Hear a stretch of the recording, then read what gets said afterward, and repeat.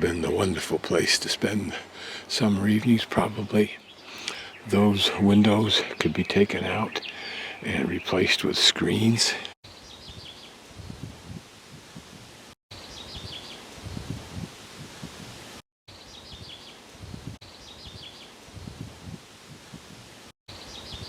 A lovely, realistic setting. Across the street, but from the same area.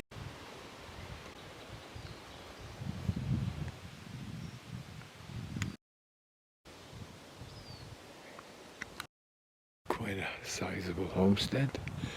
We'll take a look at each of these buildings in turn, starting with this two-story building. House. Notice those big barrels. Look like they're made out of tree trunks. The tendency is profound as you wander around these places.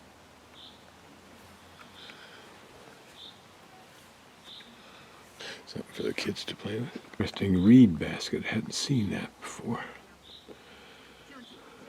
Here, the one that takes care of this has done a nice job of making it realistic. The hay shed, so it actually benefited from having airflow. Now we'll look at what I think was the residence barn. Portrays how you get a house like this to the museum. This is the one we looked at earlier across the street. Maybe some of the buildings we're looking at now. In the 1960s, I wonder how they kept track of each item and where it went. Answer to that question, construction, probably adding logs when necessary. You can see the answer to the question just like we do today. Archaeologists, they number each log. Probably have a pictorial and written record to boot. Maybe even a diagram like this. Maybe this was the template for the building. Wallpaper, remnants that they could use to reconstruct.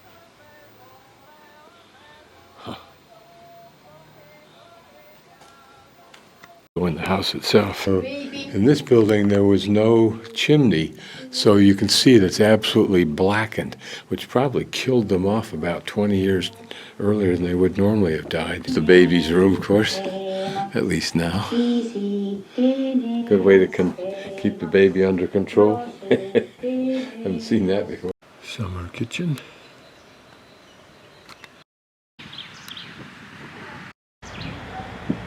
Notice those nicely shaped but slabs of wood for your roof. It's that configuration. The elaborate summer kitchen. Again, a place that did not have a chimney. How could they have known? Over time you think they'd know when people hacked and coughed and died early. Particularly the women.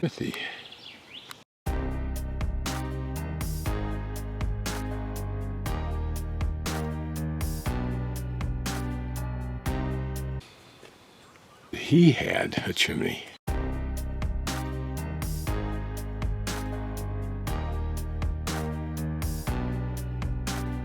This is a cotter's residence.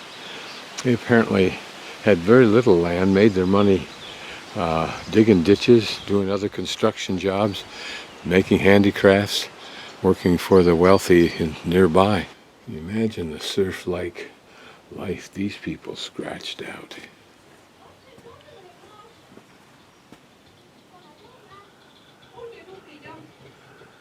And yet there was a life. They didn't starve. Interesting, as part of it, it looks like they had that storage room there. And probably this, who knows, maybe they kept a few animals here on really bad snowy days and nights. Their storage. It begs the question, though, what did the really poor people do? Did they live in hovels of far less substantial material? The taxi.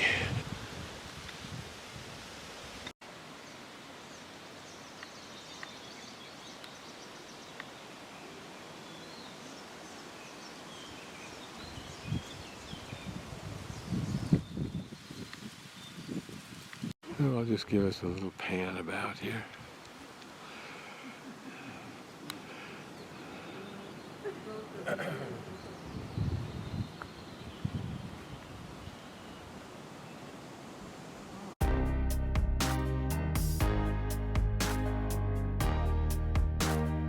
Has more interesting stuff in it.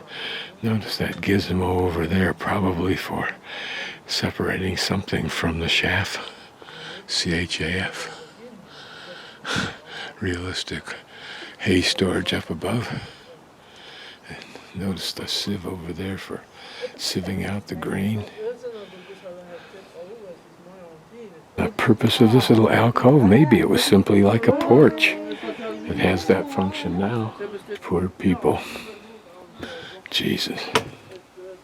Not to mention the fact it probably makes the wood even more fire prone.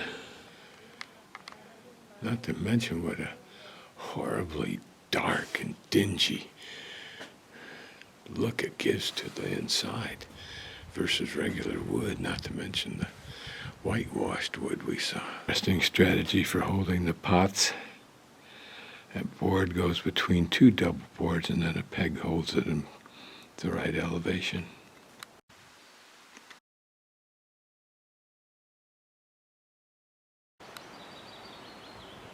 That over the chicken coop. See, this may have been an original inn.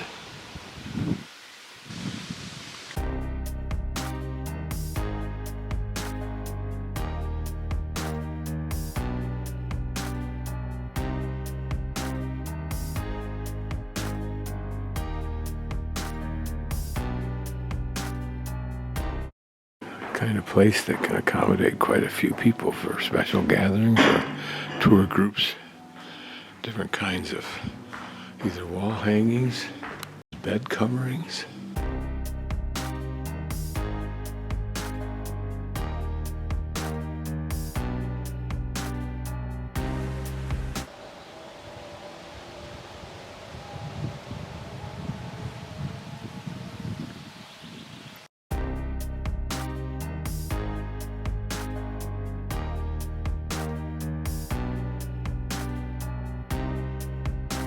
Stone oven, the first one I've seen like this, I think.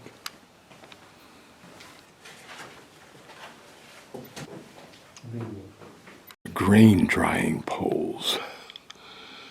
Here's a cutaway example of how the roofing is made.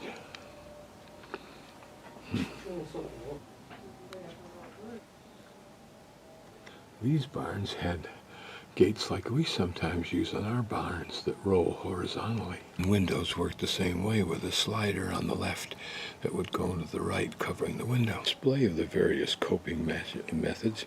Here the round cope. And this one, more like Lego, gave very good structural support, I suspect. It's interesting. If any of them were able to solve the twisting, drying log and the air infiltration between them. Example of how to splice logs. That's interesting. Interesting because this is the only one of the three that provides an actual lock. With the tools of the log scriber, those round copes were done by hand.